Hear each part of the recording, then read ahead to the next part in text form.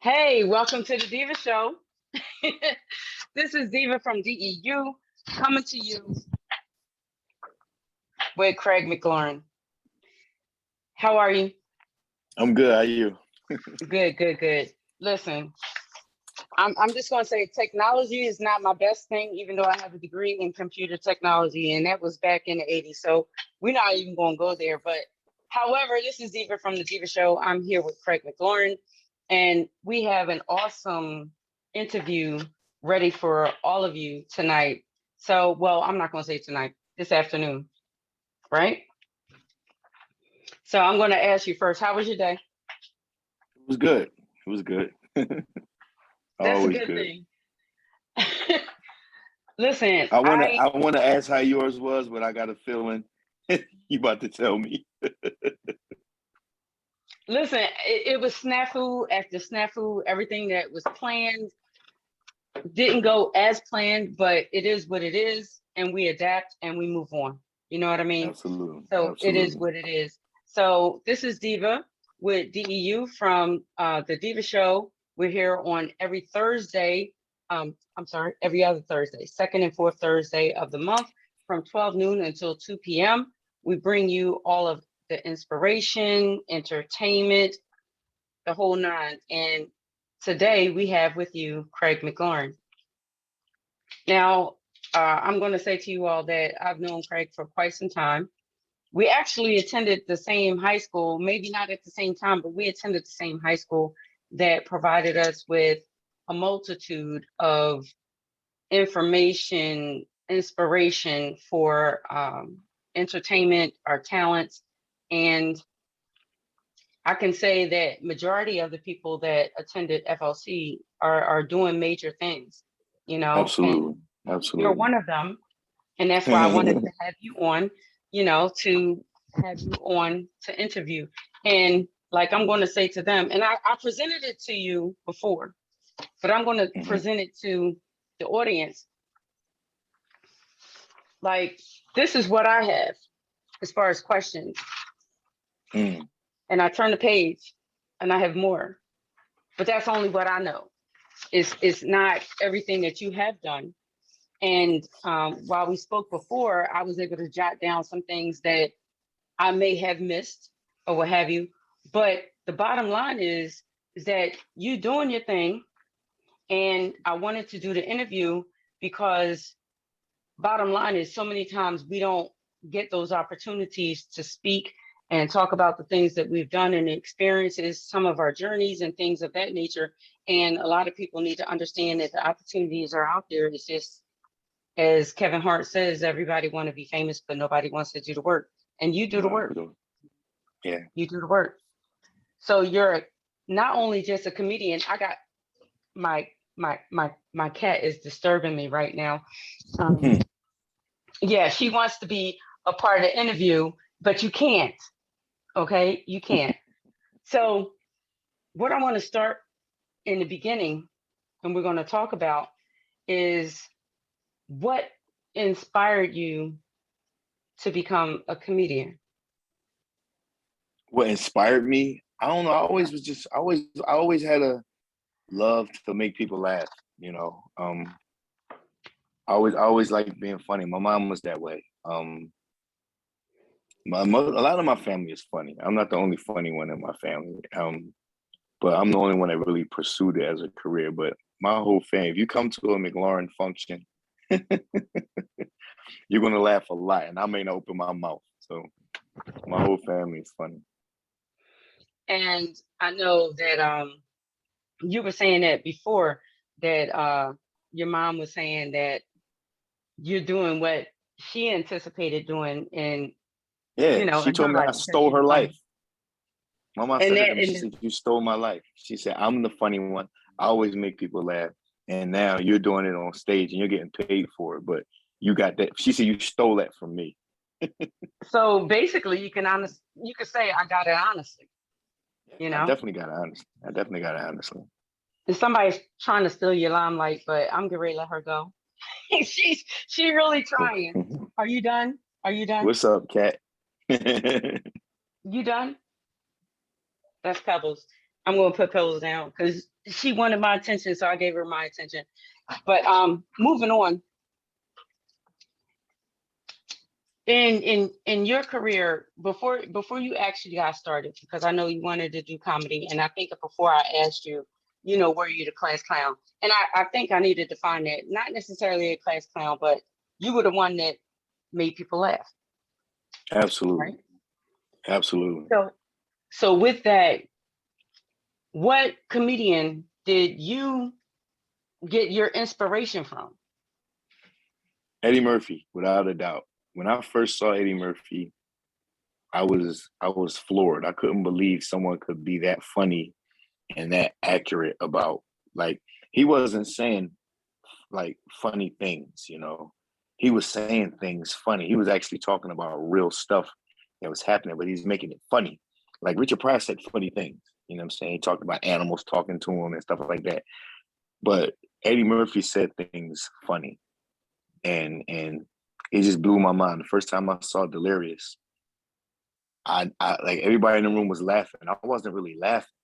I was like, wow. I was like dumbfounded. Like, I could probably do this. So that's where it started for me.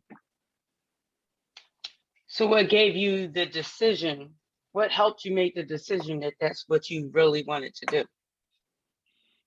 First time I did stand-up comedy ever was in high school for Mel Williams. Shout out to Mel. He was my English teacher, but he was also like an advisor to me. And he was the head of the performing arts department of our high school. But he was having a show. Mel was bringing a show to the school, like an alumni show where he was bringing some of his guys in that had graduated. And at the time, one of them, Funk Was the Snow, had a song on the radio that was playing locally, and it was a pretty dope song. And he was gonna bring them to perform, and do their thing. And I was like, dudes is garbage. They can't deal with us. And he was like a challenge.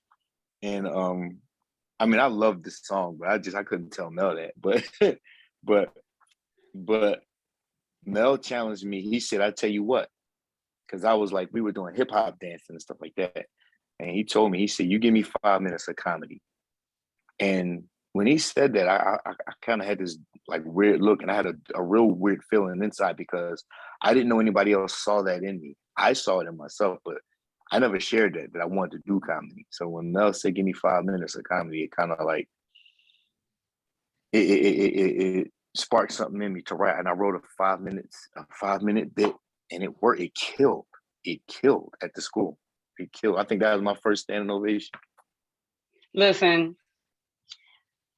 whenever you get a standing ovation, it just touches you in a certain way, and it gives you that push to continue to go. And I was a student of Mel Williams as well in the arts department, and so I'm not going to go.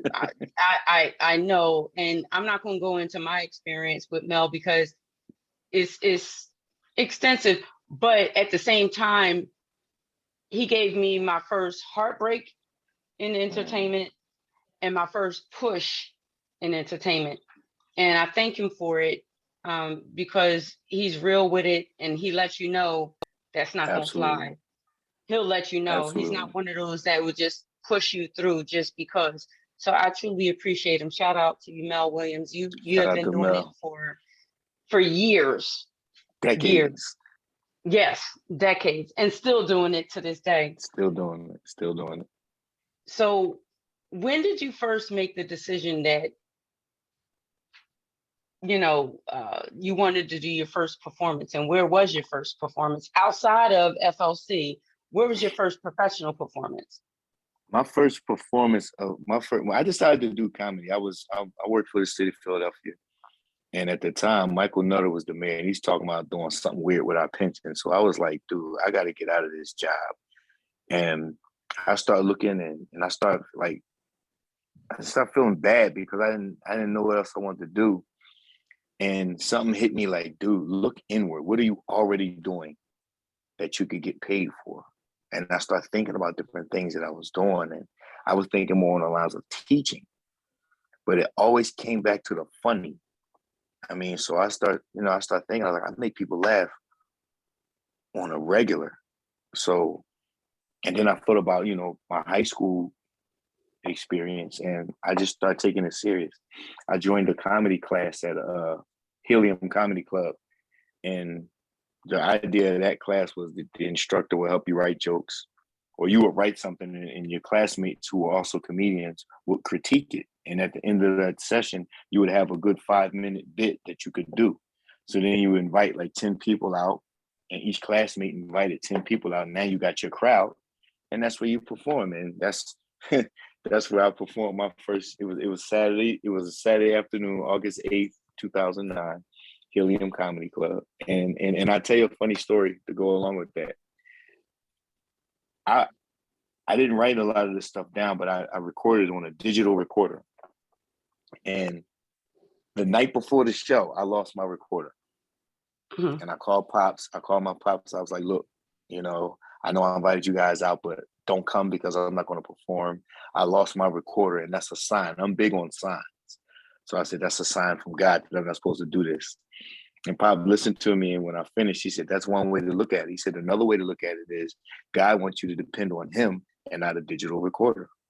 So after listening to that, I just said, all right, well, I went on and did it, and I did well. I did very well. You got to pay attention to the signs. And that was some excellent advice at the moment where you were in, because some would concede, but you pushed past. And after you pushed past, you started to travel. So how was it your first comedy show on your traveling experience? My first show I did away from Philly was in Brooklyn, New York. It was a little lounge. I forgot the name of it, but Kareem Green was the host. Shout out to Kareem. And I was scared because it was New York, and it was, it was late at night. I went up there, I did my thing, and while I was performing, I was nervous. I was like, I used to keep my hand when I used to perform with my hands in my pocket so people wouldn't see them shake. I would put my hands in my pocket.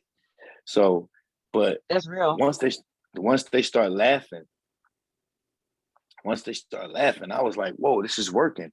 And it's working in another city.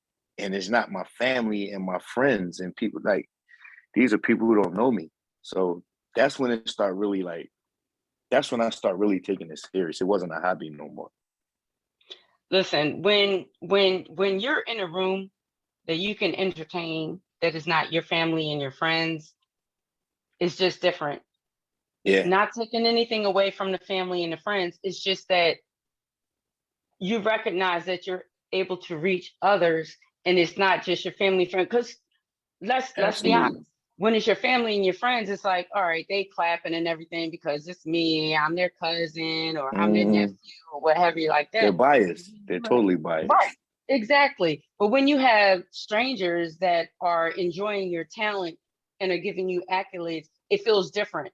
It just feels majorly different because you recognize that you're putting in the work, and I think I said to you before that when you travel and you're going to different locations outside of your norm, outside of your comfort zone, it's a challenge to actually be able to identify with the people in the audience. Not necessarily because everybody has the same human experiences. Mm-hmm. However, you also have to learn how to interact with your audience in the environment that they're in. And Brooklyn is different than Philadelphia. Period. Absolutely. I lived in Brooklyn. Absolutely. I lived in Brooklyn for 3 years, and I know that Brooklyn is different than Philadelphia. So, being able to do that is phenomenal in itself. So once you did that, what gave you the thought to begin your own comedy room at Club Risque? Because you was at Club Risque for a minute. I was there every Sunday. I couldn't 10 years. We were there for 10 years, but I wasn't getting booked. So I had to, it was either start my own room or quit, because that's the only way I was going to get on stage. And I said, if I can't get no shows, I'll at least have that once a month where I'm on stage and I can test out some jokes there, because I will go to comedy clubs, I will go to the Laugh House, I will go to Helium, and I didn't have the patience to wait to get put on the waiting list for open mic night. And like I went to Helium a couple of times. Went to Helium for about 2 months, tried to get on the list to just do the comedy. I wrote my name down, and I would never get picked to do my 3 minutes. And the same deal with the Laugh House. So I started trying to go to different shows and do guest spots. And the guest spot is when you perform for free, so they can see what you got. And I was doing all right on the guest spots, and I still wasn't getting booked. So I was like, I had a conversation with a comedian. He was like, "Dude, you funny." He said, "You're funny." He said, "You're really funny, and you're gonna have a problem getting booked in Philly." And I was like, "Why?" Because I'm funny. He said, "That's why." He said, "You're a threat to a lot of these dudes, so they're not going to really show you no love." So once I heard that, I was like, "Wow!" And I did a show at Risque with my man Haz and Rick Maraki, and the club manager came up to me and was like, "Dude, you're really funny. When are you guys coming back?" And I didn't have an answer for him because it wasn't my show. I just performed. But after trying to get booked and get and it wasn't even about getting booked for money. I just wanted to get on some shows. So just, to do some time. But no, I couldn't even get a guest spot. So I went back to the club, and I had this whole presentation drawn up and how we can make money. I had the numbers crunched and everything. And as soon as I walked in the door, the club manager was like, "When do you want to start?" He said, "You can go from Sunday to Thursday, pick any day." He said, "Friday and Saturday are off limits," because it was a gentleman's club. So Friday and Saturday were their money nights. But I chose Sunday because it was already a part of the weekend. People are home, and it may be the last thing they could do. And I chose the second Sunday because at that time, nobody else was doing comedy. It was a couple of other shows in the city, but they weren't doing anything on that second Sunday. So I picked that just to stay, not to try to compete or to try to stay away from what, everybody else was doing, So, and it worked. Your humbleness and consideration for others is just phenomenal, because there are other cats that would be like, "I don't care, they're doing a show on Saturday. I'm doing this on Saturday. I'm going to take their crowd." You know what I mean? You looked at the factor I don't that, want no trouble. I don't want no smoke. you know what I mean? In Philly, you don't want no trouble. So, you looked at that factor and just recognized that it was something that was needed on a day that wasn't taken by somebody else. So you're not stepping on somebody else's toes. It's like, you don't want to step on somebody else's toes. It's just about, you want to do your thing. So I will say that I have been to as many shows that I could physically attend. You were a regular. Like, for me, it was a relief, because I have stressful moments. I have stressful weeks and stressful days and stuff like that. And I look forward to just sitting down and just letting my hair down, so to speak, and enjoying some comedy. I've always had a great time, and y'all have always entertained the audience, and I always felt safe and always had a good time. Thank you. So I will say honestly, when COVID hit, I missed it. I missed it. You know what I mean? Because being up close and personal with people was not a thing. It's like they put so much fear in us that was not a thing. So I know during that time that the room was no longer available, because the venue was no longer available for some time, and things started to open back up and things started to move, and you moved in a different direction because you needed to. And now you're at City Winery, and you're the host of City Winery. So how did you being the host of City Winery come about with Laugh Mob? And please tell us about Laugh Mob.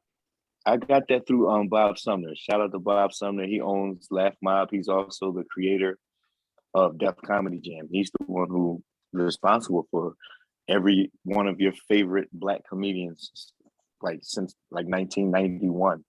He's put a lot of people on, and he's coming back out. He's bringing his brand back out under the banner of Laugh Mob. So a little back history. I met Bob few years ago when I did a guest spot at his room, and he gave me his, his whole breakdown on how he books people. And he told me, he said, I like your character. He said, you're funny. He said, but I like how you are as well. You know what I'm saying? So he booked me. I did his room. He told me he compared me to Bernie Mac the night he met.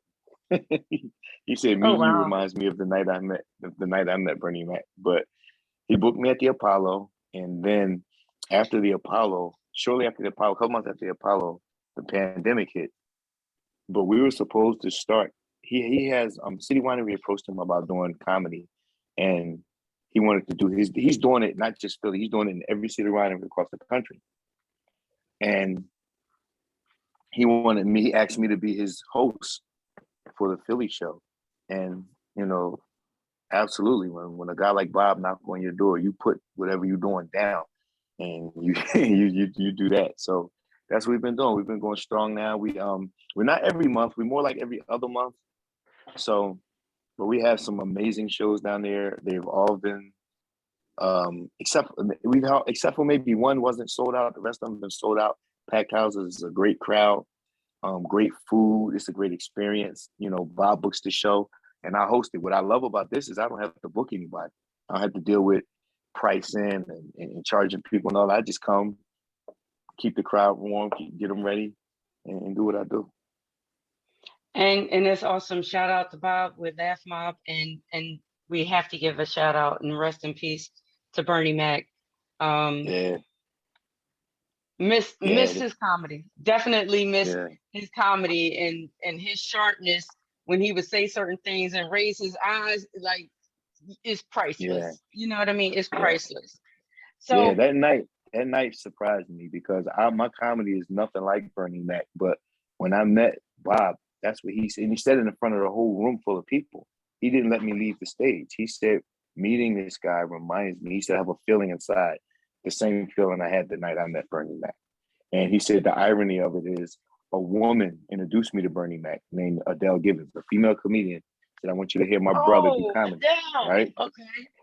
He said, the irony of it is a female comedian introduced me to Craig. He said, Miss Darkchild called me and said, you got to hear my brother. And so wow, that was a funny bit of history. That's how I met Bob, though. Good dude, man. Listen, that is absolutely phenomenal. I'm just going to take a break real quick just to say, you're watching the Deeva Show. This is Deeva from DEU, coming to you with Mr. Craig McLaren, comedian, actor, like all of the above. One of the things that I like about you is that you're very humble with everything. You don't take anything for granted. And, that's kind of rare in this business. So I'm going to say, keep going in what you're doing. As far as comedy is concerned, I enjoy the laughter. I enjoy coming out. It's always a good time. But y'all watching the Deeva Show every second and fourth Thursday. I'm on at 12 noon until 2 p.m. And I just want to promote real quick, Infamous Madam. Check out this book, Infamous Madam. This young lady has written a book that is absolutely phenomenal. I'm going to be writing the film for this book, so expect that in the future. And if you're not aware of who Black Madam is the young lady that unfortunately was incarcerated for doing butt injections and did 10 years. And she's writing a book not only about that, but just of her life and what she experienced with family and friends in the transition process of being the woman that she is today.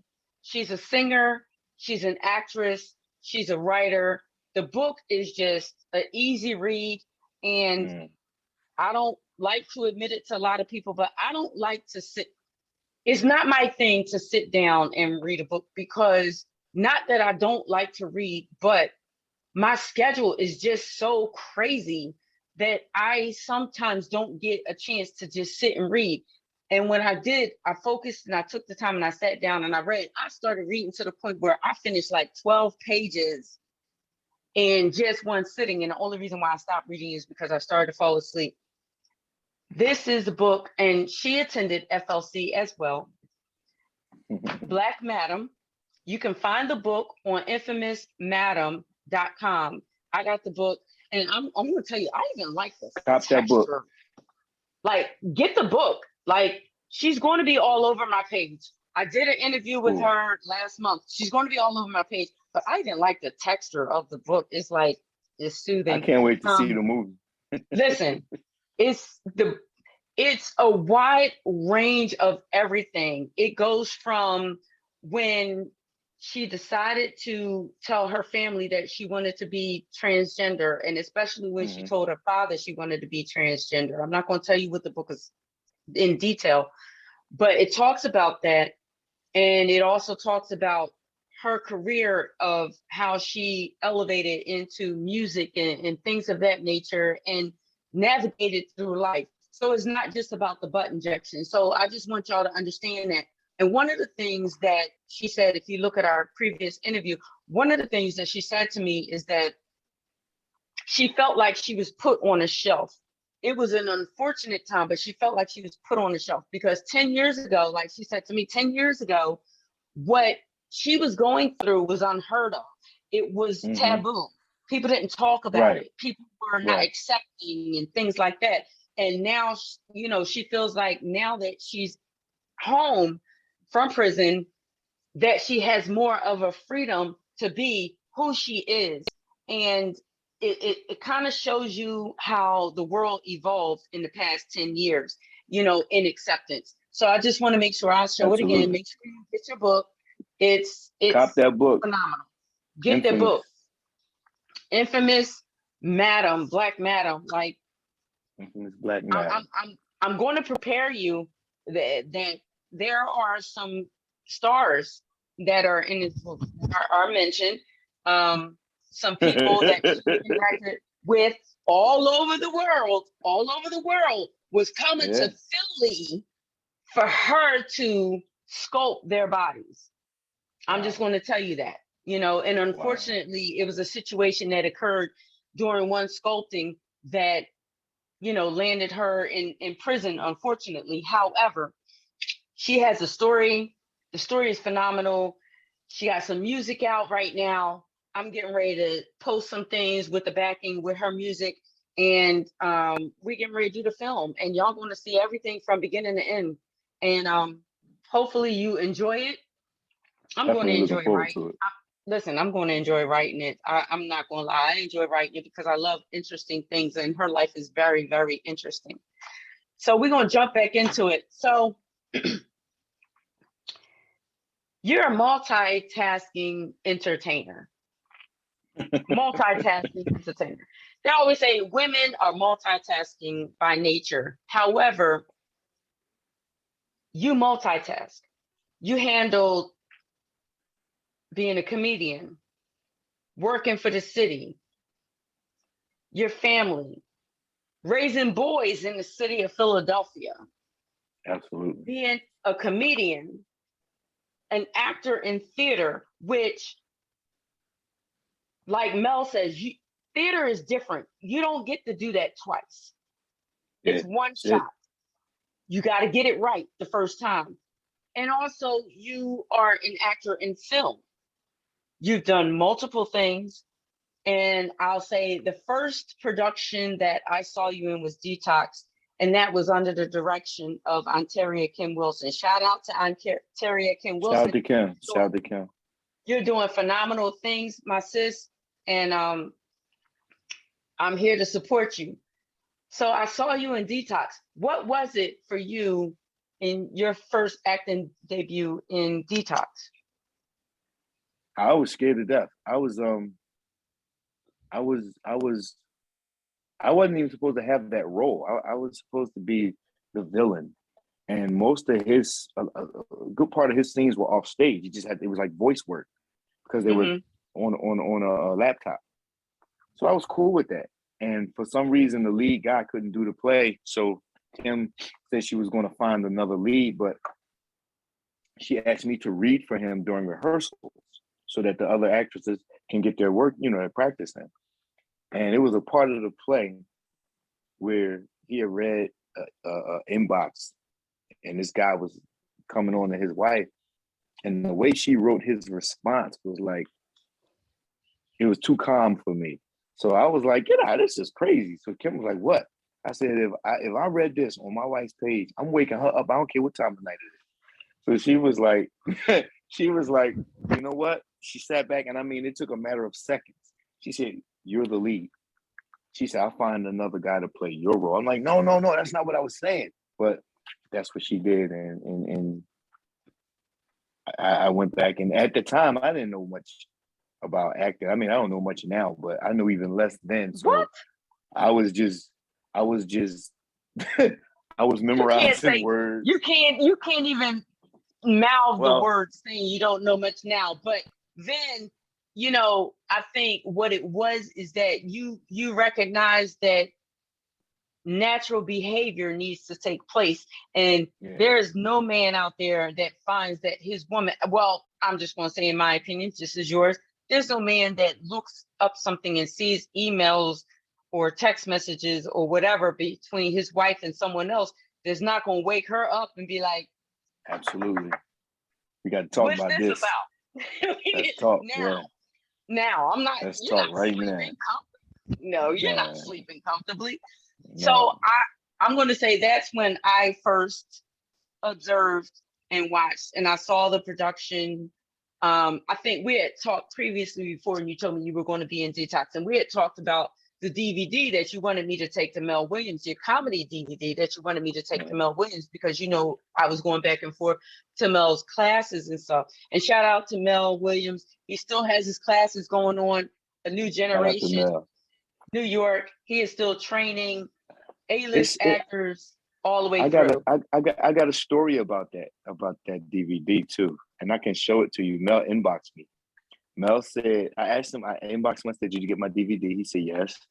Deeva gave it to me. He said some good stuff there. He said one of my actors blew a couple of takes laughing at your DVD. And guess who it was? Michael K. Williams. Michael K. Williams. Listen, God rest his soul. Listen, I was in the class with him, and one of the things that people don't realize, and yes, I did know him and I did speak with him. We've had conversations. We sat. Anyway, he plays such a hard guy on The Wire. Mm-hmm. He was such a sweetheart. That's why I really felt. That's what Snoop said. I did the play with Snoop from The Wire, and she said the same thing. She said that's exactly how she described him. She was like, man, he cool. He looked out for me, but he's a sweetheart, man. He's a real sweetheart. Like, Snoop from The Wire, she real. You know what I mean? Listen, we were sitting there and I was talking to her, right? And I'm talking to her, and I said to her, Mike comes off kind of hard. And she was like, no, he don't. She was like, he cool. And you know how she said, he cool. Like, I was like, all right, Patricia was like, just talk to him. So I started talking to him, and he was just so bubbly, and he couldn't stop smiling. Just in general conversation, we were laughing and we were joking about things. So, just to let y'all know that Mike was he was a very gentle person. And sometimes people go through things and they don't know how to get out of things. But he was a very, a very sweet, kind-hearted person, regardless of his character in The Wire. And the bottom line is, one of the things that we talked about is, when you take on a role, you are no longer yourself. So no longer yourself.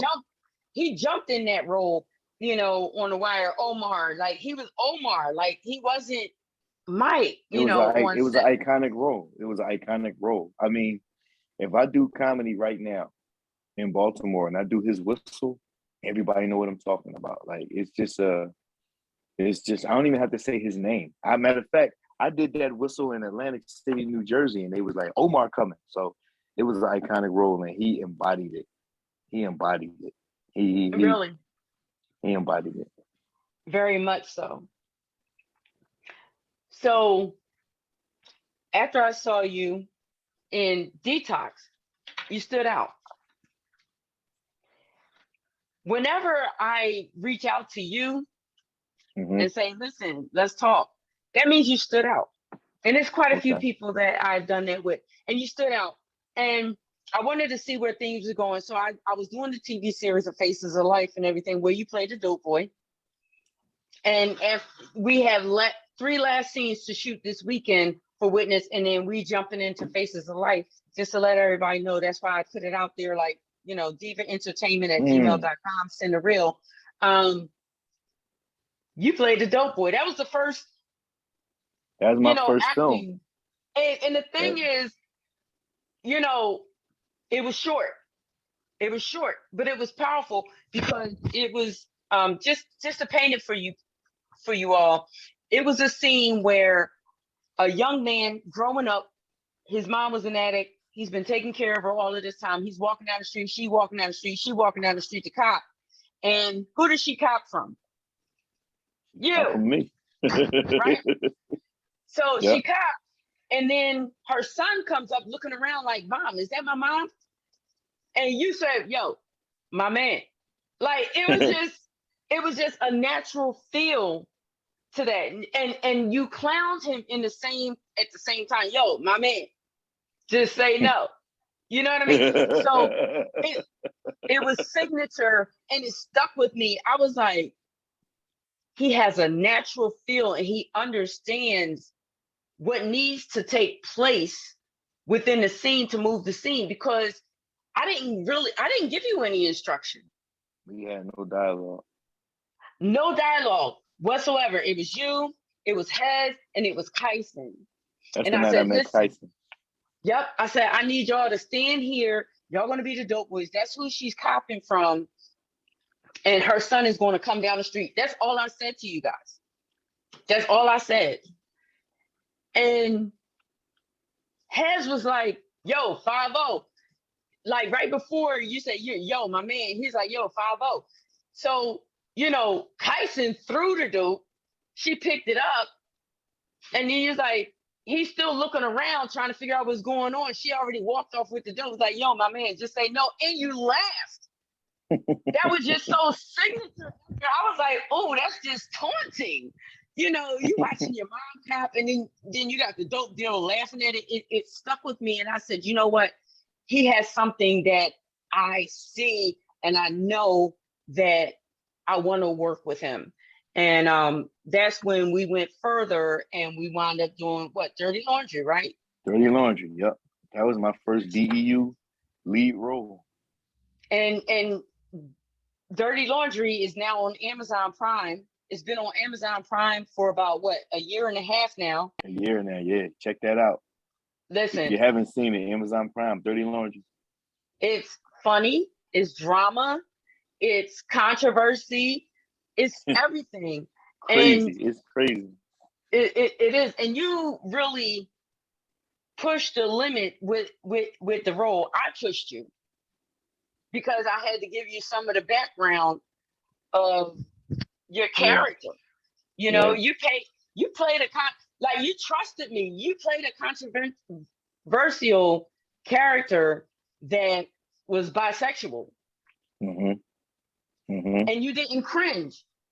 And for me, I was like, well, he understands his acting, and I'm not challenging his manhood. And some others would be like, oh, I'm not doing that.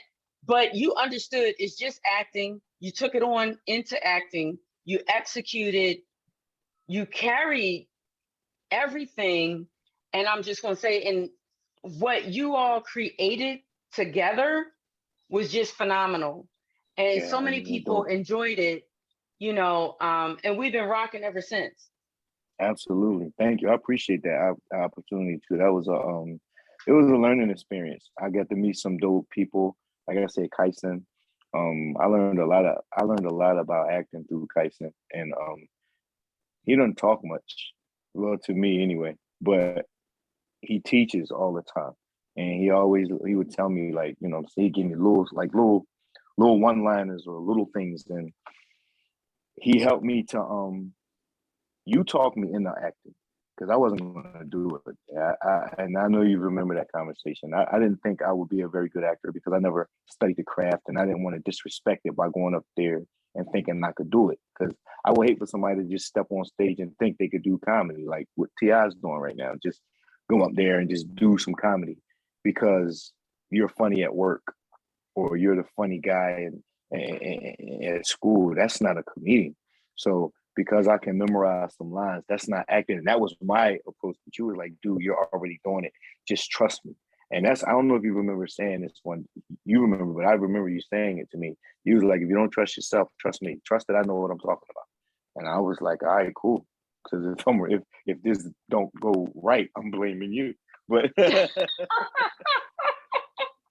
good way of looking at it. Dirty Laundry was an amazing opportunity because I worked with some of the most talented actors and actresses. I mean, Kyson, Jerome, Lynn, yes, Lynn. Oh my God, shout out to Lynn. Nostalgia, like, you know what I'm saying? Kobe. It was just a lot of, it was a lot. And Eric, you know, it was a lot. And it happened so fast. That was like my first, you know, it happened so fast. It was a blur for a long time. It was a blur, but I learned a lot. I learned a lot on Dirty Laundry. Well, we had this conversation before when I was telling you and I was encouraging you to do acting, is that comedians are the first actors. People don't get it. They're the first actors because when they hop on that stage, they have 3 to 10 seconds to capture their audience, to believe what they're saying out of their mouth, to enjoy what they're saying out their mouth, to really listen and pay attention to what they're saying out their mouths. Because let's face it, when you go into a comedy room, people have been drinking, they've been eating, whatever. You have to command the room. So I think it's very difficult for comedians to actually command the room at times if they don't have the charisma to do so. And that's where acting comes in, because you have to pay attention what's going on in the room. Maybe you might identify with what's going on over at this table and you might speak on that table. It'll draw everybody's attention. And then now everybody's paying attention to you because you're talking about this table, what have you. So it's like, it takes a lot of creativity in order to do that, in order to grab an audience. So y'all are the first actors. And then when you think about it, there are so many actors that have went on to be, so many great comedians that have went on to be great actors. And I was speaking with you about that before. You got Richard Pryor, you got Eddie Murphy, and Eddie Murphy, you said that's somebody who inspired you. You got Eddie Murphy, you got Red Fox. I watched Sanford and Son for years. I didn't know, unfortunately, until my dad passed, because that was one of his favorite shows. I didn't know that Red Fox was a stand-up comedian. Yeah. Before he did Sanford and Son.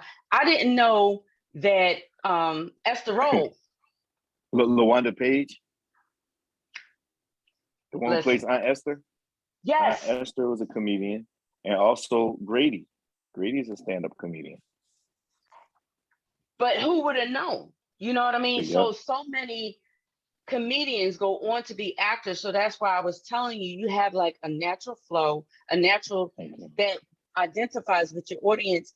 And it's kind of like, as a comedian, you have to recognize what's going on in the room, what's going to push the room forward, what's going to gravitate them towards you, what's going to make them pay attention to you because you're the one standing on the stage. It's not about, hey, I'm up here. It's not about that. It's about your delivery, how you communicate with them and how you identify with them. And when you were traveling and going in different states and things like that, there are certain things that you can identify with them personally, but they also want you to identify with certain things that happen in their state. Like, for instance, you're not going to talk about city while you're down in the country. Right. Country is different. You know what I mean? It's 2 different areas. So the way that I looked at it, you were very adaptable. You allowed me to communicate with you, which some actors don't. They're so set in their ways. And one of the things, when I mentioned that, Mel has said to me before, he said he likes to teach children. Not that he likes to teach children because they have not developed bad habits. You know, I did a lot of acting back and forth in New York for a long time. And one of the reasons why I developed DEU is because I got the nose. Like you were saying, you developed your room because you got the nose. Same reason why I did DEU is because they weren't familiar with me. And Philly has so many acting cliques that they only hire the people that they know and talk about the people that they know. Their clique. Within their clique, you know, and you have to grow your company. So every production that I have, I add people into DEU. Every single production that I have, because I know there's some people out there that have gotten no's like I did, and it's only because they weren't familiar with me, not because I couldn't act. It's because they weren't familiar with me, and they just wanted to bring somebody on that they knew could do the actual work, but didn't give other new people an opportunity. So, absolutely, you know, it is what it is. But like I said, many greats have gone on and so forth and so on. And I know Detox moved on to filming, right? Absolutely. Yep. So Ontaria Kim Wilson has filmed Detox, and that's going to be, do you know when that's out? Do you know when that's No, we still have, I think, maybe 1 or 2 more scenes to shoot. The pandemic put a damper on a lot of things. So, it did. You know, and then the crazy part is coming out of the pandemic, everybody got super busy. So we're still filming that, and we got like maybe a scene or 2 to shoot, and then we'll be done. And see, that's where I'm at. And I think I mentioned that to you before. It seems like during COVID, people had an opportunity to do quite a few things. They had an opportunity to reflect on their talent, see where they wanted the talent to go, brush up on their talent, take advantage of the venues that were open and that, you know, people weren't afraid to come out and things like that. So it was almost like once they lowered the mask mandate and the COVID test mandate, it was almost like everybody, not just acting, I think music, everything, like people were just moving on and progressing. And that's absolutely awesome. So it's like, it's good to know that everybody is moving along and moving on. Absolutely. So I got to talk about it. Custody. Custody with Lawrence Theater. I just saw this last week, and it was a one-man show. It was 2 hours, and you captivated the audience for the entire 2 hours. Phenomenal job. I'm telling you. Thank you. Like, you know, myself in Ontario. But you know what?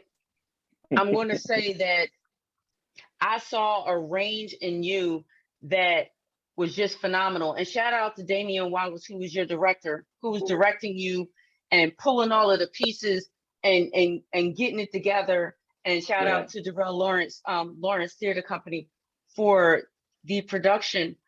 But it blew me away. Damien did something in rehearsal that no other director that I've worked with did. Like when I worked with you and worked with Kim, I worked with Damon Hill, a couple other guys. We stuck to the script. Damien would go off of we broke the character down, and he was asking me stuff that had nothing to do with custody but the character. And he made me cry in rehearsal, man. And it wasn't even about a scene. It was like we were talking about something. It was related to a scene, but it was all about developing the character. He wouldn't let me off the hook. And he said that to me. He said, I don't know. He said, I've worked with you before. I've done quite a few plays with Damien. And he said to me, you know, it's just me and you, bro. He said, normally, and I sidetracked a little bit when we're rehearsing, and that's for all you guys. Directors have different ways of giving notes. You know what I'm saying? If you give notes at the end of the rehearsal. If it's something like real crazy standing out, whoa, wait a minute. No, you'll stop them. But normally you'll let the rehearsal ride. Damien's like that. Damien will let the rehearsal ride, and at the end, like the last half hour, he's giving everybody notes. Mm-hmm. And when I first started working with him, he never gave me no notes, so I thought he didn't like me. So I was like, I went up to him after rehearsal, like I talked to him for a minute. I said, listen, I don't, you never give me my notes. I want to get better too. I'm not getting any better. Damien said, I only give notes when they're needed. He said, you're fine. You don't need notes right now. So now fast forward to custody. He said, you wanted notes? You getting them because it's just you. And he said, I love you as a brother, but I can't let you, we can't skate through this. You gotta get what's coming. And he said, I hope you're prepared. And so I did. I did the work. I was prepared. I interviewed so many guys that were on child support and were going through that, and I was scared because, like I said, it was 63 pages. And the play was April 15th on a Friday. I didn't get off book until that Tuesday. Well, listen. I didn't get off book till that Tuesday. As long as you're off book, that's what's majorly important. But I'm going to tell you, honestly, coming from a director, I'm just going to tell you, it showed. Thank you. I sat there. I didn't eat all day. I had been running all day. I didn't eat all day, but I wanted to make sure that I was there. I didn't want to get up. There was no intermission. Oh. I wanted to get up and get water and chips. And I walked into the lobby real quick to get water and chips. And Darrell was like, hey, how you doing? Thank you for coming out. And I was like, all right, thank you. Who do I get the money to? He was like, and he was like, you all right? I said, yeah, I got to get back in there. I can't miss anything. Like, you captivated everyone in the audience from the beginning till the end. And every pointer that that you received from Damien showed. And I saw it in him at the end because he even had tears in his eyes, because that's what happens when you cultivate and you teach and then you see it happen. Because every time y'all did a production when we were at Stage Crafters, I only came backstage with y'all during intermission. Other than that, I sat in the audience, Right. I watched the show because I wanted to see what was going on. I didn't need to be back there because we had a team that was back there. So I sat and I watched, and to watch you all do your thing. And that's what he did. He watched you do your thing when you did custody. And he was emotionally filled. And I totally get it. And I totally understand, because there are so many men out here that are dealing with the issues that you presented. And you presented it in such a real way, a vulnerable way. And not many men want to be vulnerable anywhere. And you took yourself away from that protection and allowed yourself to be vulnerable in front of the audience. And you delivered who he was. It was phenomenal. It was phenomenal. And I have to give it. I appreciate it. Thank you so much. Thank you so much. I appreciate it. And from what I understand, you all are traveling with it, right? Yes, we're doing Charlotte, North Carolina on Father's Day, and then we're going from there to Sumter, South Carolina, and I think we're going to finish in Atlanta, Georgia. So I'm going to say to you all, Craig McLaren is on Instagram under @CraigMcComedy. Make sure you tap into his Instagram, follow him on Instagram, because they'll let you know where he's going to be. And you'll be able to check out the show. And as well on Facebook under Craig McLaren. And you'll be able to check it out, and you'll be able to follow and check out the show, because it's something you don't want to miss. And I'm just going to say, it's something you don't want to miss for a lot of reasons. One, it's like so many, and I'm a female, it's so many females out there that don't understand the other side. They're just thinking about their side because they're dealing with emotion. And as I said to you earlier, my brother always told me, when you're dealing with certain situations, you deal with fact. You don't deal with emotion. Take emotion out of it. The fact is, you all have a child together. The fact is the child needs to have both parents. The fact is that this child is going to grow up and resent one of you if you keep one from the other.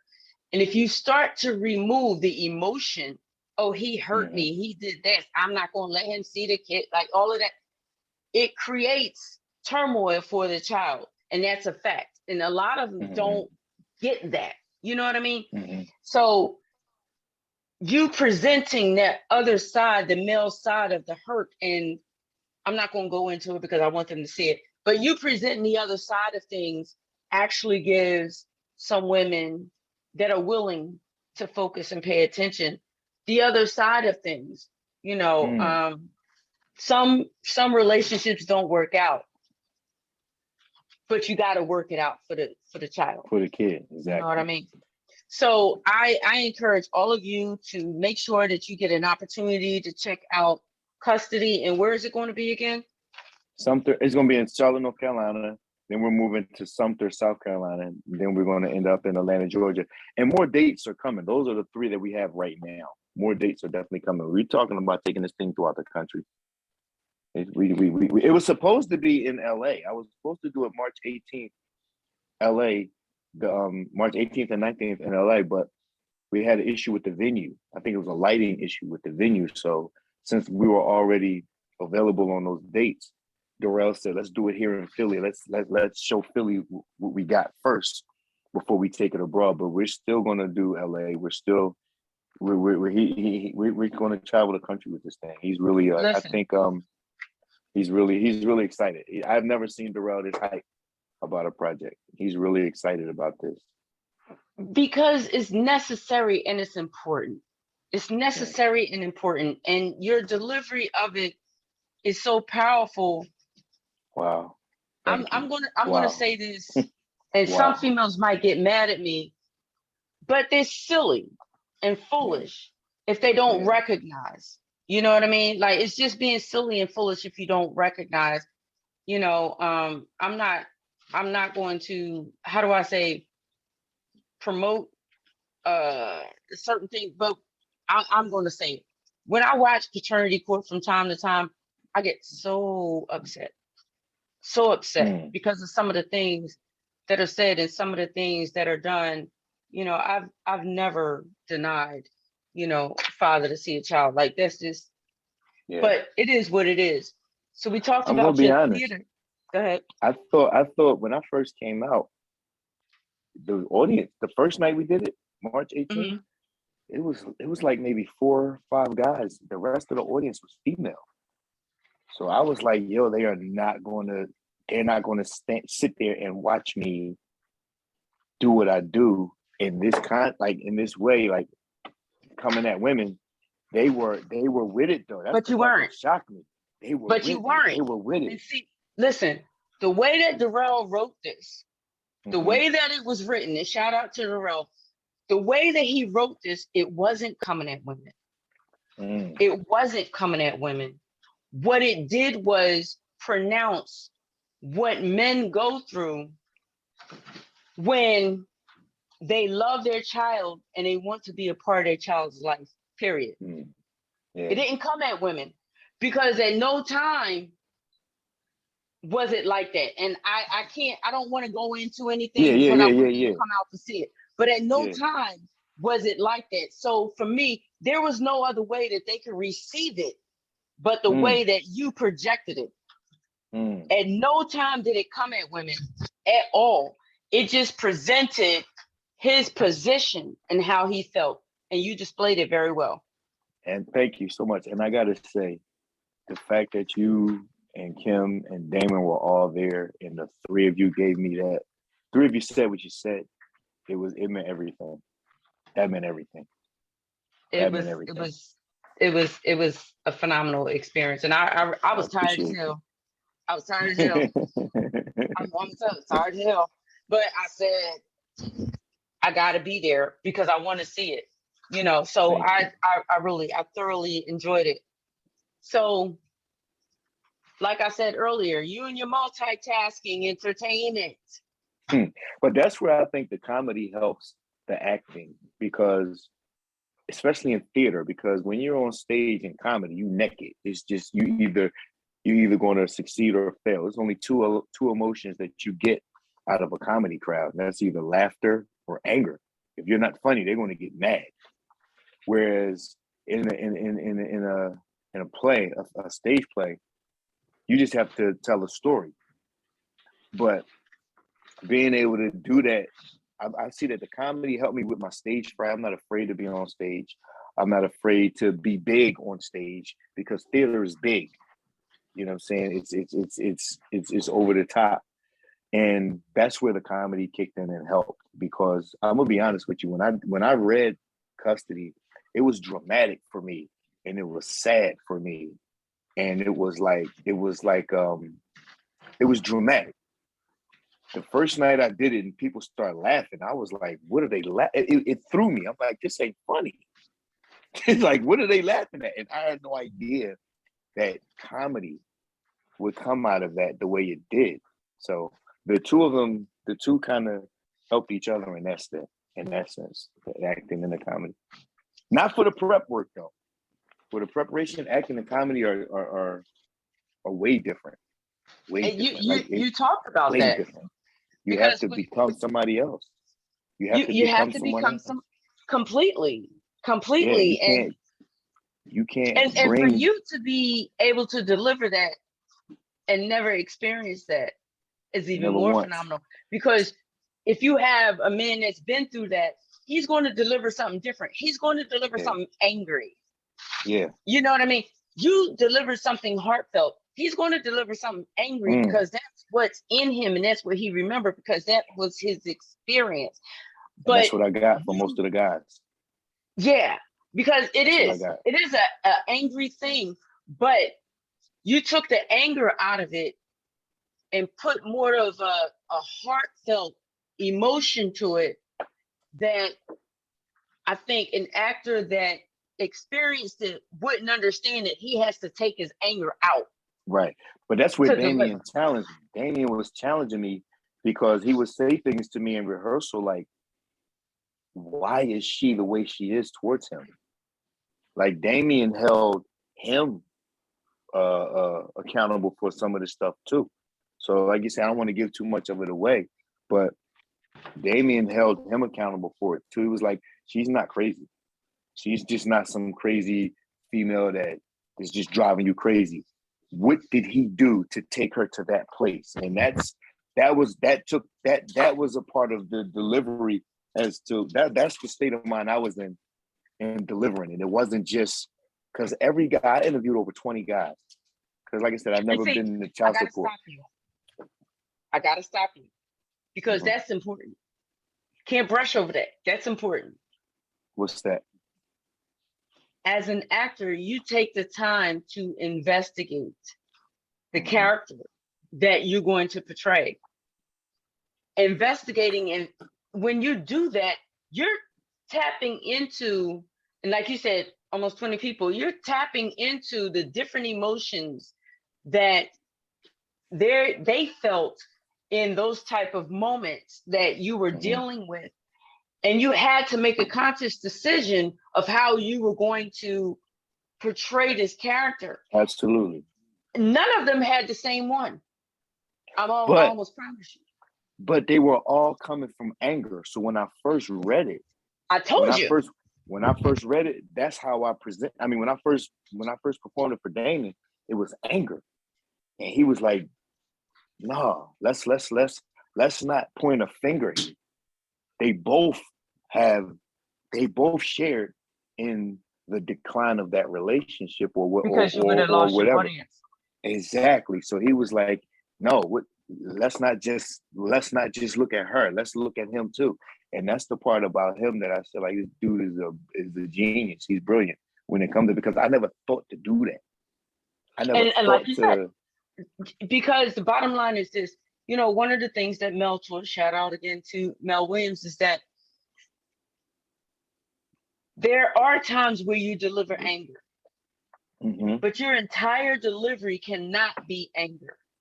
But that's where it cannot be anger, because if your entire delivery is anger, you're going to lose your audience, They're gonna get tired of you being angry, and they're gonna be like, all right, well, what now? Like, really? Am Yeah, I they're gonna gonna sit turn on here you. for Yeah, 2 hours, like, yeah. cause you mad at this chick? Like, is this what I really came for? So that's where you have to dig into that creative crate, and deliver the character in a way that they can receive, especially females, because you're coming from a guy on the opposite side of custody. You have to figure out how to deliver that to a female as to where she would be able to hear you. Because as soon as you start doing the anger thing, immediately, yeah, that's that same that was down in the court. That's what he was saying. That's what he was doing. You understand? And then it's a complete turn off.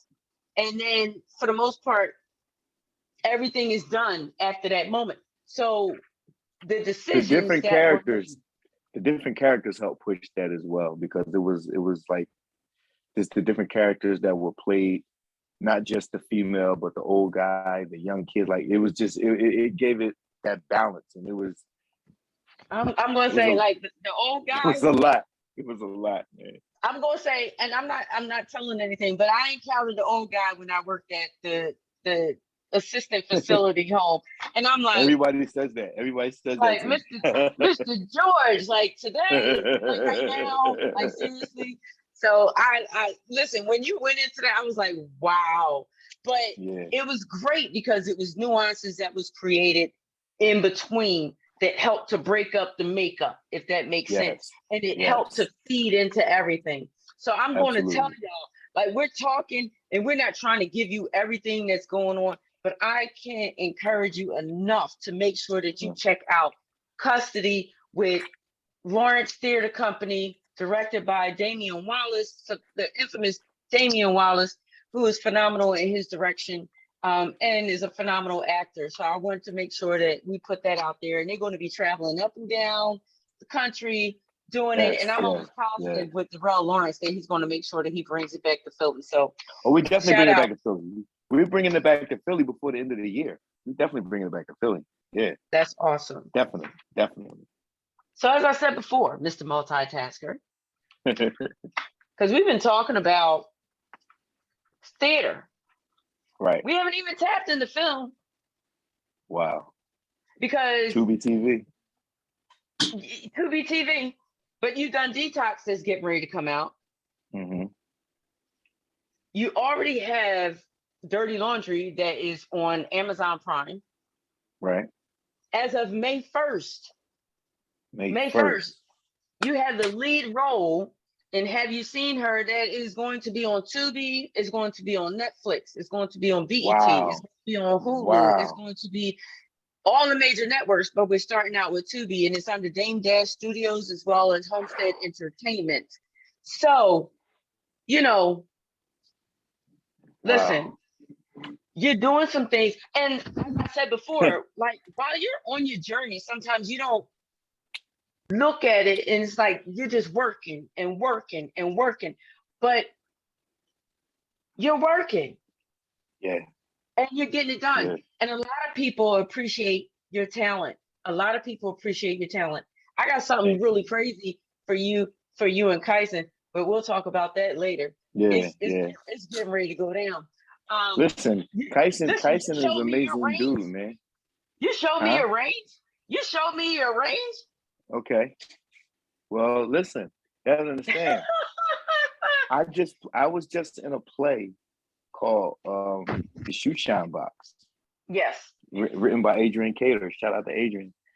And I play a soldier who had PTSD. Now, when my second play with DEU, as you know, was Have You Seen Her? Where I played a child molester. And that was Lord I Prayed. That's what I meant. I'm sorry. Lord I Prayed. Where I played a child molester. But Kyson's character was a soldier with PTSD. And he was blind. But I don't know if you paid attention, but every rehearsal I was there, even if I didn't get a chance to speak that night, I studied him. I studied Kyson, man, because he's a phenomenal dude to watch act and do what he do. and he's very, very, very serious about it, very anal about it. And I learned a lot from him. I learned from watching him. I learned a lot from talking to him about these characters and how to approach them. So I don't know what you got planned for me and Kyson, but whew, I'm already excited. I got a I'm plan. already I'm excited about it later, but I got it planned. But I will say this, you know, when Kyson and I had our first encounter, he came on set as an extra from Ty Birch, because Ty Birch had a lead role, still has a lead role. But I was like, I need this scene, da da da. You know anybody? And he was like, yeah, I'll call my buddy Kyson. So I was like, all right, call Kyson. Kyson came over. He was with you and Hez on that whole drug deal and the whole nine. right. Y'all were the drug dealers. And was that the first time you worked with him? Yes. Wow. That was the first time I worked with him. I didn't know that. Oh yeah. And I was like, are you interested in the speaking role? He was like, sure, yeah, I'll do it. And his first speaking role was in Dirty Laundry. Think about that. Yeah. Yeah. You see how that came off? I was like, oh my gosh. So we continued to talk, you know, and that's when he got that role of Donnie in Have You Seen Her, which is going to be on Tubi. He got the role of Donnie, and he was my assistant director on Have You Seen Her? And when it came up to Witness, I mean, the way that we worked together on Have You Seen Her, when it came up to Witness, I was like, I just need you as my partner, like, period, you know. So it worked out. And, you know, Have You Seen Her is coming out. It's going to be on Tubi, starring Craig McLaren, doing his doggone thing. If you want to check him out now, you can check him out on Amazon Prime with Dirty Laundry. All you have to do is type in Deeva Entertainment and Dirty Laundry. It's been on there. It's going to be on there. It's free if you're on Amazon Prime. Make sure that you check him out, because he's very the finesse. Finesse. Nate Greenson. Nate Greenson is a whole mess. You know, so you have experience in comedy, you have experience, and we talked about that. Like, you start off in comedy, and not saying that you'll ever dismiss comedy, but a lot of comedians became actors, and they still do. They stand up, but they became actors, you know, because y'all are the first actors, because you have to capture an audience. So I'm leading all of this up to say that you have had a phenomenal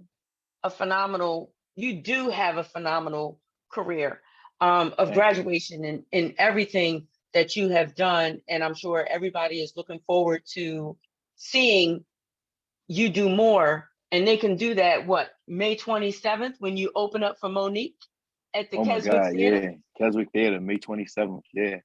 And I got tickets if you need them. he got the tickets. Listen, I already got mine. I'm in the house, you know. So I'm sure your journey, when you first started comedy, did you think that you was going to be opening up for Monique? No. I mean, I've done so much in comedy. A lot of the stuff I didn't think I will be doing. I've got the chance to work with Tommy Davidson. I got Tommy gave me his phone number.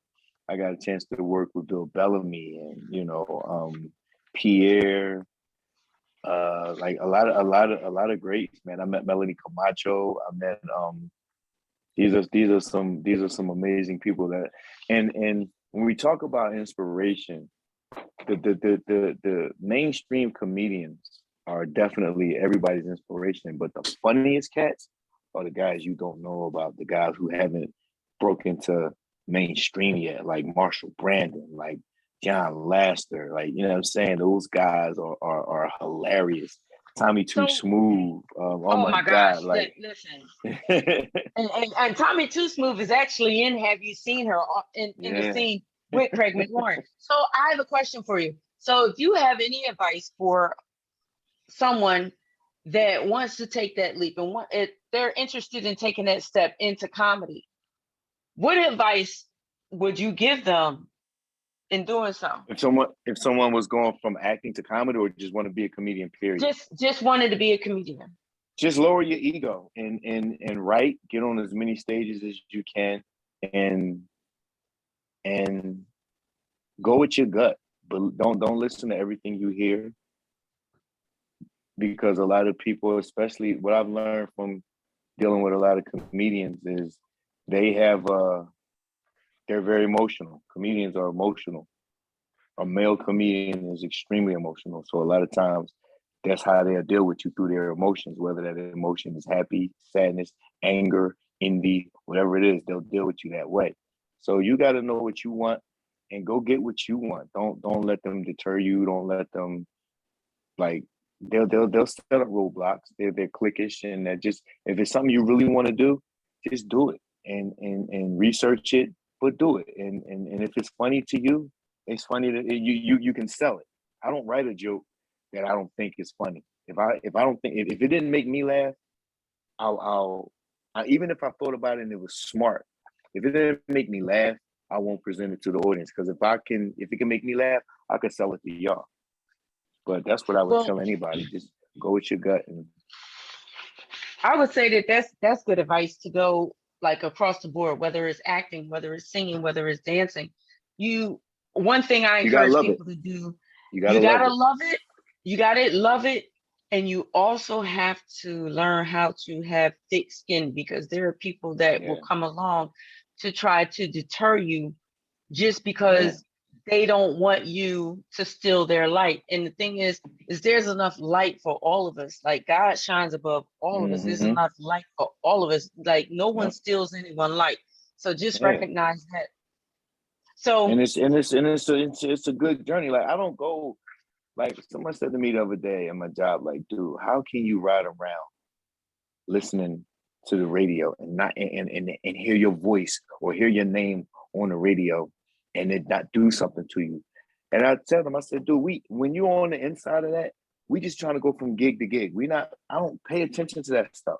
That stuff don't pay the bills. That stuff don't make me, like, I have an ad going on the radio right now, but that's not going to get me my my next gig. It's not about getting paid for them radio commercials. I think, you know what I'm saying? It's just, it's a part of the game. It's something that happens. But I'm on to the next gig, like the next job and the next role that I get. So that's what I'm worrying about right now. Like, you know what I'm saying? The Monique show is amazing. I'm excited about it. And God willing, you thinking about the next show? More work will come from it. Yeah, more work will come from it. But it's not the only thing I have on the table. I got a podcast that I'm doing. I have I wrote a short film that I'm directing. So it's a lot that's a lot that's going on. Yeah, it's a lot that's going on, and love it. I'm just, you know what I'm saying?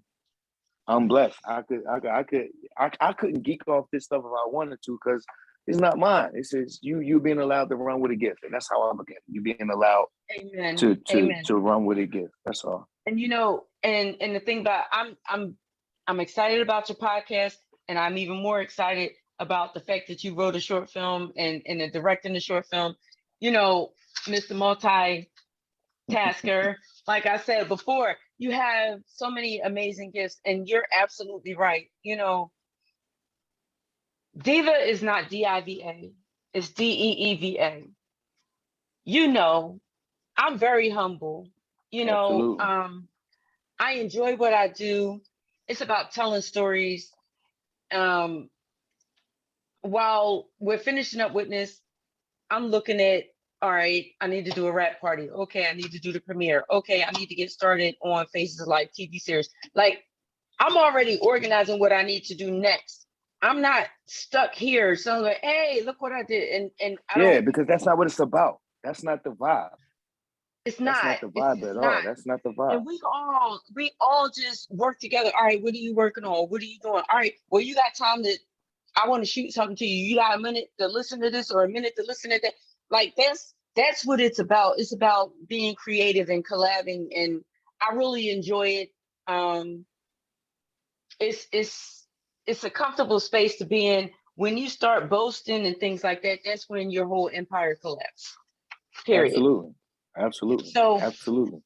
Again, I'm going to promote that on May 27th, you're going to be at the Keswick Theater. I'm sorry. You right, May 27th, 10 o'clock. You're going to be opening. Yes, you're going to be opening from Monique. Is Raymond Anthony's Laugh Out Loud Productions in association with Comedy by Two Ray. They're bringing Monique live to the Keswick Theater. It's 2 big shows. There's one at 7 and there's one at 10 p.m. We got a lot of different performers. We got #1, Craig McLaren, who's on the bill. We got Malcolm Hill, you got Correa, you got Buck Wild. So I'm just going to encourage you all that you can go on to comedybytworay.eventbrite.com to get your tickets. However, Craig McLaurin got tickets. I got my tickets from Craig. I got my tickets from Craig like a while ago because I don't want y'all still in my seats. So I got my tickets. Absolutely. my tickets a while ago. And we in the street. We in the streets with them. Like I'm almost sold out, but we can. Like I said, Ray is a good dude to do business with. Shout out to Raymond Anthony and Laugh Out Loud. And he really put me on some big stages as far as comedy. And he said to me one day, he said, "Look, man, you don't have to do it this way, but you can make a lot of money if you do it the way I'm telling you to do it." He said, "Just trust me. You know, I've been doing this a long time," and he has. So anybody that's been in the game for a minute, I'll give them an opportunity to prove themselves wrong. And none of you guys have let me down yet. So shout out to Ray. He put me on some major stages and he told me, he said, "I believe you can handle this now. You've been in the game for a minute and I believe that you can handle what I'm giving you." So, you know, and I appreciate him for it. You know, hit me up for them tickets. Hit me up on Instagram, Craig Matt Comedy, inbox me, DM me. I'll come to you with them tickets. Like we do, like this is a Laugh Out Loud production, but it's also in association with Comedy by Two Ray and in association with CM6, Craig McLaurin Comedy. So we're all getting this thing done, and that's what I love about Ray. He doesn't have a drop of ego.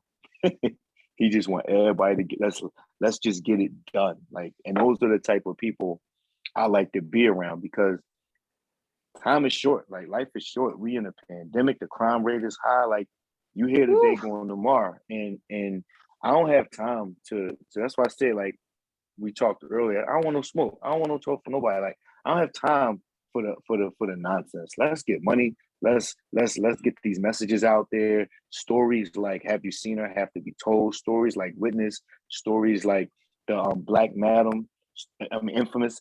These stories have to be told because it can help somebody. And we're the storytellers. You guys write them and we visualize it. We bring your words to life. So let's get this. Let's make something happen. You know, Philly is coming up. Philly is a major place right now. It ain't like it was back in the day where you had to go to New York or LA. You know what I mean? Philly is How hot about right that? now. How Yeah, about Philly that? hot. It's like, oh, when you move into Atlanta, now it's like You don't have to. You don't have it's to. popping right here. It's a lot of major writers, directors, producers right here in Philly. You know what I'm saying? You got Deeva Gordon, you got Damian Wallace, Kim, you got it's Darrell Lawrence. It's so many. Like, and it's here. You know what I mean? Ty Birch, Kyson got something going on with Philadelphia. So you know what I'm saying? It's a lot. Philly popping right now. This is a good time. It's a good time to be. It's a good time to do what you do in Philly. Indeed, it is. It's a good thing right now, man. It's a good thing. Although the crime rate is that of Ukraine right now, but it's all good. I'm just saying, like, we about to put some major shows together. We about to put some major work in. Y'all got it's a lot of good coming between all of what you guys are doing, all of what Damon's doing. I mean, all of what Darrell's doing with Lawrence Theater Company, what Kim got coming, Kyson, Deeva. It's a lot. Yeah. It's a lot. Y'all gotta stay tuned. Y'all gotta stay tuned. Y'all gotta stay tuned because even Ty Burt's got like some films coming that he's been working on. Been working on, and he's a phenomenal cinematographer. So, and his ideas are just mind blowing. So we have a lot to offer you. Just like the Deeva Show has a lot to offer for you as far as meeting different people of the industry, us giving you inspiration in the entertainment world as well as the real world. And I appreciate you all tuning in. This is the Deeva Show. I'm on every second and fourth Thursday, which is every other Thursday of the month. And I'm bringing you a lot of inspiration, entertainment, and words of wisdom and keeping it 100. And we've been on with Mr. Craig McLaren going down Thank you his so much. journey. Thanks for And having me. yes, indeed. Make sure you get your tickets May 27th. All right. Like and subscribe. Like and subscribe. Oh, Support yes. the Diva Show. Support the Diva Show. The Diva Show is on YouTube. The Diva Show is on Facebook. Like Facebook. we Is have that Facebook Live? pages. Facebook Live. Like, yes. Facebook, yes. Check out the Diva Show. I have a whole list of the old shows. I have a list of current shows and the shows that are coming up, special guests that are coming up. So make sure you don't miss anything, all right? Make sure that you hit that like and subscribe button, and make sure that you check out Craig Mac Comedy on Instagram and also Craig McLaurin on Facebook. We are out. I thank you so much for doing this interview with me. And as I always in all of my shows, is love, peace, and hair grease. All right. Thank you.